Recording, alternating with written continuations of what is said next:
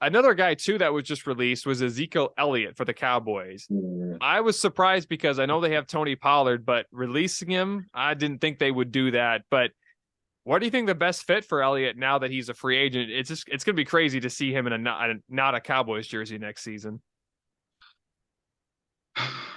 Damn, Ezekiel, man, that's my guy, man. Ohio State Buckeye, man. Dallas Cowboy, man.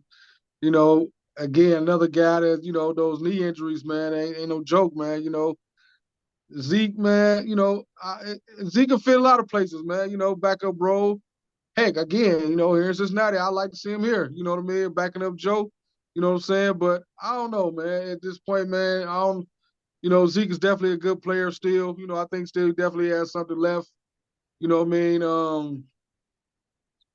I don't know, man. I don't know, man. I really can't say where. He could definitely play a lot of places. He definitely can. Where exactly he's a good fit at. I can't really say. You know what I mean, offhand. You know what I mean, but I definitely think Zeke has something left, man. I think Zeke has something left. I don't know if I'll make him my number one. You know what I mean, depending on what I have to be real desperate on the depth chart for him to make him my number one running back right now. Just because he don't have that explosion anymore. You know what I mean? That quick burst, that explosion.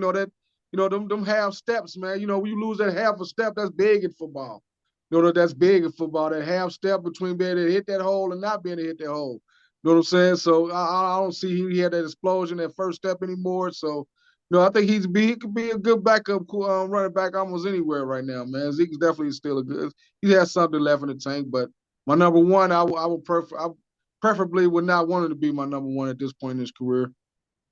Well, I mean, as you mentioned, not being a number one, this team already has a few good running backs, and they're very good.